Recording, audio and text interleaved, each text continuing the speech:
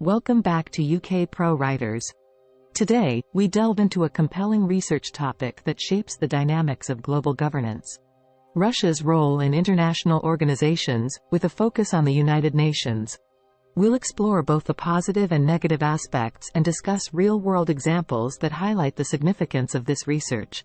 But first, let's understand why this topic is essential. Importance of the research topic. The research on Russia's role in international organizations is paramount as it directly influences the functioning and effectiveness of global governance structures, particularly within the United Nations. Understanding Russia's contributions and challenges within these forums is essential for policymakers to navigate complex diplomatic relations and anticipate potential conflicts. Moreover, this research sheds light on the evolving dynamics of international cooperation, providing insights crucial for fostering collaboration and addressing global challenges in an increasingly interconnected world. Real-world examples. To illustrate the tangible impact of Russia's role in international organizations, let's examine the annexation of Crimea in 2014. Russia's veto power within the United Nations Security Council hindered the adoption of resolutions condemning its actions, showcasing how its influence directly affected global decision-making. This incident emphasizes the need to scrutinize the dynamics of major powers within international organizations to ensure a fair and effective global governance system.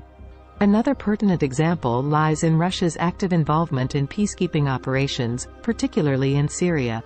By leveraging its position in the United Nations, Russia has played a significant role in shaping diplomatic efforts and influencing resolutions related to the Syrian conflict.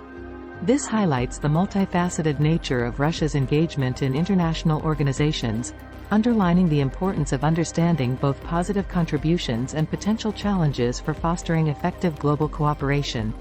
Chapter 1, Introduction. Chapter 1, the introduction, sets the stage for our research journey. It addresses key elements, starting with the research problem. For instance, a research problem could be, to what extent does Russia's influence within the United Nations impact global decision-making? Research problem: to what extent does Russia's influence within the United Nations impact global decision-making? Next, we move to research significance. An example could be, understanding Russia's role is crucial for predicting and managing potential conflicts on the global stage. Research significance: understanding Russia's role for predicting and managing global conflicts. Now, let's draft 3 research questions. Sample questions include: how does Russia's presence in the United Nations affect diplomatic relations? In what ways does Russia contribute positively to international organizations? What challenges arise from Russia's involvement in global governance? Moving on to research objectives, consider these 3 examples. Analyze Russia's voting patterns within the United Nations. Assess the impact of Russian diplomatic initiatives on global cooperation. Identify areas where Russia and international organizations can collaborate effectively.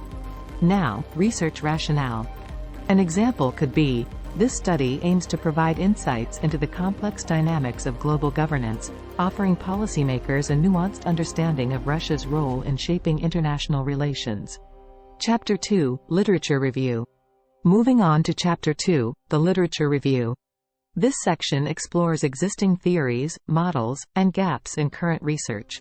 Suitable subtopics for this research might include: Russia's historical role in international organizations, the impact of major powers on global governance, theories on state behavior in international relations. As part of the literature review, consider adopting theories such as realism, liberalism, and constructivism.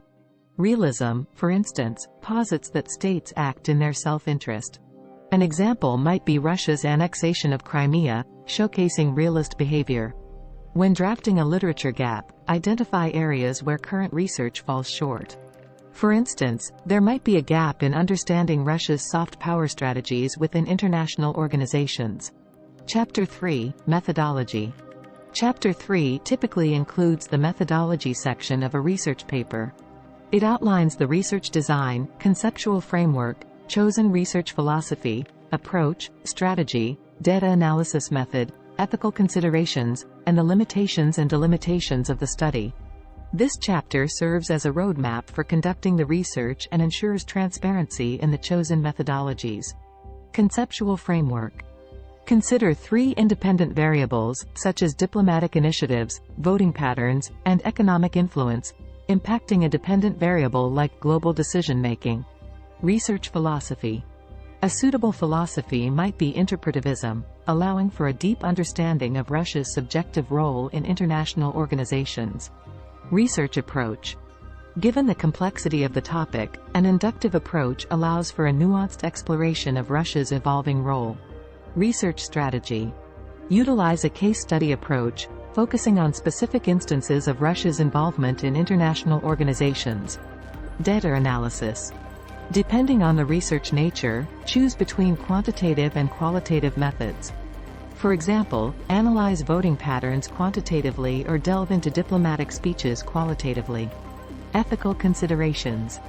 Ensure ethical conduct in research, considering factors like informed consent. An example could be obtaining permission to analyze diplomatic documents. Limitations and delimitations. Acknowledge potential shortcomings, such as limited access to classified information, and define the scope of the study.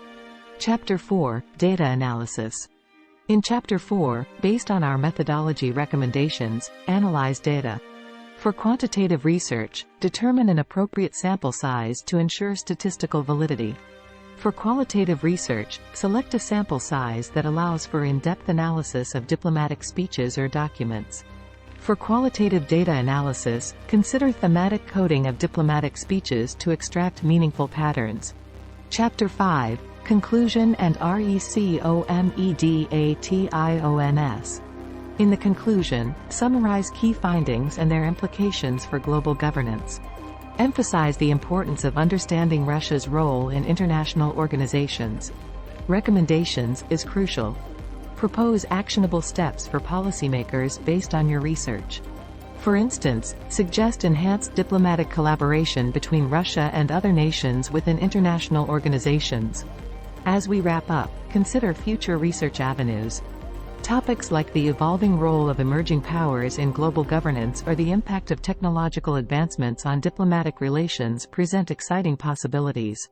Thank you for joining us on this deep dive into Russia's role in international organizations. Don't forget to like, subscribe, and share your thoughts in the comments below. Until next time, stay curious,